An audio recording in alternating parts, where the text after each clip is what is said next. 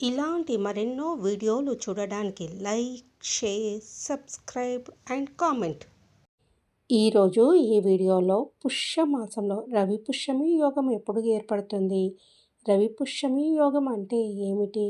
పుష్యమి నక్షత్ర ప్రారంభము, ముగింపు సమయాలు, ఈ రవి పుష్యమి యోగంలో ఎలాంటి పనులు చేయాలి, ఏ పనులు చేయకూడదు, బంగారము కొనుగోలు సమయం గురించి తెలుసుకుందాము. 4వ తేదీ జనవరి 2026 ఆదివారం నాడు రవి పుష్యమి యోగం ఏర్పడబోతుంది. జ్యోతిష్య శాస్త్రం ప్రకారము ఇది అత్యంత శుభప్రదమైన మరియు శక్తివంతమైన సమయంగా పరిగణించబడుతుంది. రవి పుష్యమి యోగం అంటే ఏంటో తెలుసుకుందాం. ఆదివారం రోజున పుష్యమి నక్షత్రం కలిసి రావడాన్ని రవి పుష్యమి యోగం అంటారు.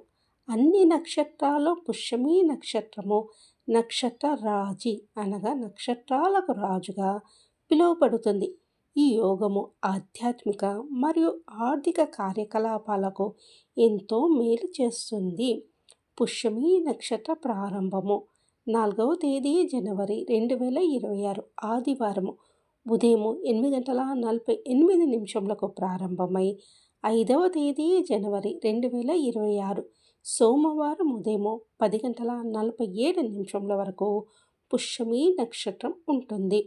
ఆదివారము సూర్యోదయం నుండి పుష్యమి నక్షత్రం ఉన్నంత వరకు ఈ శుభయోగం ఉంటుంది.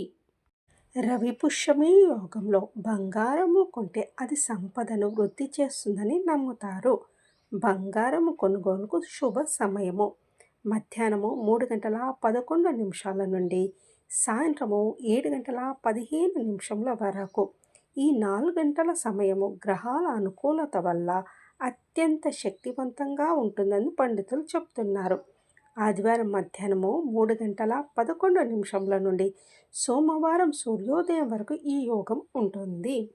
బంగారం కొన్న తర్వాత దాన్ని ఇంటికి తెచ్చి లక్ష్మీదేవి విగ్రహము లేదా పటం ముందు ఉంచి పూజ చేయడం వల్ల విశేష ఫలితం ఉంటుంది.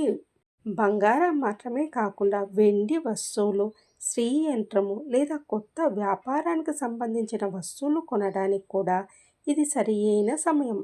ఒకవేళ ఈ సమయంలో బంగారం కొనడానికి కుదరకపోతే కనీసం ఆన్లైన్లో కొంచెం బంగారం కొన్నా లేదా బంగార నాణాన్ని బుక్ చేసుకున్నా ఈ యోగ ఫలితం లభిస్తుంది. ఈరోజు ఏం చేయాలో తెలుసుకుందాం. ఈ రోజున బంగారము లేదా వెండి ఆభరణాలు కొనడం వల్ల లక్ష్మీదేవి అనుగ్రహం లభిస్తుందని నమ్ముతారు.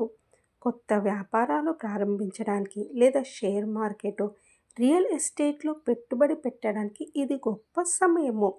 గాయత్రి మంత్రం పఠించడము, ఆదిత్య హృదయం చదవడము లేదా సూర్య భగవాన్ని ఆరాధించడం వల్ల ఆరోగ్యము, ఐశ్వర్యం సిద్ధిస్తాయి. వాహనాలు, ఎలక్ట్రానిక్ వస్తువులు లేదా ఇంటికి అవసరమైన శుభ వస్తువులు కొనుగోలుకు ఇది అనువైన రోజు. రవి పుష్యమి యోగం చాలా శుభప్రదమైనది అయినప్పటికీ జ్యోతిష శాస్త్రం ప్రకారము ఈ సమయంలో కొన్ని పనులకు దూరంగా ఉండాలి. పుష్యమి నక్షత్రానికి ఒక శాపం ఉందని పురాణాలు చెప్తున్నాయి. పుష్యమి నక్షత్రం అన్ని కార్యాలకు శుభప్రదమే కానీ వివాహానికి మాత్రం అస్సలు పనికిరాదు. పుష్యమి నక్షత్రం రోజున పెళ్ళిళ్ళు చేసుకోకూడదని శాస్త్రం చెప్తుంది. ఈ రోజున ఎవరికైనా అప్పుగా డబ్బు ఇవ్వడం మంచిది కాదు. దీనివల్ల మీ ఆర్థిక స్థితిపై ప్రభావం పడవచ్చు. అయితే అప్పు తీర్చడానికి ఇది మంచి రోజు. ఇంట్లో పెద్దవారిని, మహిళలను లేదా పేదవారిని తక్కువ చేసి మాట్లాడడము, వారిని బాధ పెట్టడం వంటివి చేయకూడదు. ఇది లక్ష్మీదేవి ఆగ్రహానికి కారణం కావచ్చు. ఈ పవిత్రమైన రోజున మాంసాహారము, మద్యం వంటి వాటికి దూరంగా ఉండడం మంచిది. సాత్విక ఆహారాన్ని తీసుకోవడం ద్వారా యోగం యొక్క పూర్తి శక్తిని పొందవచ్చును. ఎవరిని విమర్శించడము లేదా ఎవరికీ చెడు తలపెట్టడం వంటివి చేయకూడదు. ఈ సమయంలో మనసును ప్రశాంతంగా, ధర్మబద్ధంగా ఉంచుకోవాలి. పుష్యమి నక్షత్రం రోజున కొత్త బట్టలు ధరించకూడదని కూడా ఒక నియమం ఉంది. దీనివల్ల వస్త్రము త్వరగా పాడైపోతుందని లేదా చిరిగిపోతుందని అంటుంటారు. అయితే కొత్త బట్టలు కొనుగోలు చేయడానికి మాత్రం ఎటువంటి అభ్యంతరము లేదు. రవి పుష్యమి యోగం రోజున ఆర్థిక కష్టాల నుండి విముక్తి పొందడానికి జాతకంలో గ్రహదోషాల నివారణకు పరిహారాలు తెలుసుకుందాము. సాయంత్రం వేళ లక్ష్మీదేవి ముందు నేతితో దీపం వెలిగించి కనకదార స్తోత్రము లేదా శ్రీ సూక్తం పఠించాలి. పూజా గదిలో ఏకాక్షి కొబ్బరికాయను ఉంచి పూజించడం వల్ల ఇంట్లో ధన ప్రవాహం పెరుగుతుంది. లక్ష్మీదేవికి ఎర్రటి పూలతో లేదా కుంకుమతో అష్టోత్తర శతనామావళి పఠిస్తూ అర్చన చేయాలి. సూర్య భగవానికి రాగి పాత్రలో నీటిని సమర్పించడము, ఆ నీటిలో కొంచెం ఎర్ర చందనము లేదా ఎర్రటి పువ్వులను వేయాలి. ఈరోజు 3 సార్లు ఆదిత్య హృదయం పఠించడం వల్ల కోర్టు కేసులు, ఆరోగ్య సమస్యలు మరియు శత్రు బాధల నుండి విముక్తి లభిస్తుంది.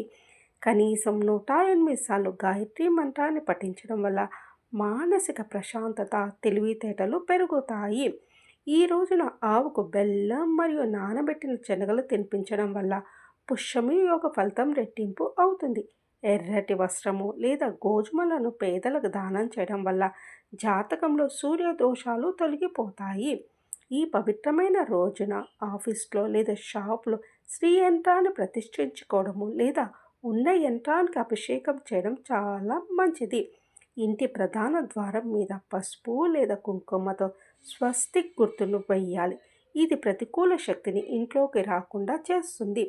ఈ రోజున ఒక చిన్న దక్షిణావర్త శంఖాన్ని కొని దాన్ని పాలతో కడిగి పూజా గదిలో ఉంచాలి. రవి పుష్యమి నాడు ఈ చిన్న పరిహారం చేస్తే ఇంట్లో లక్ష్మీదేవి స్థిర నివాసం ఉంటుందని నమ్ముతారు.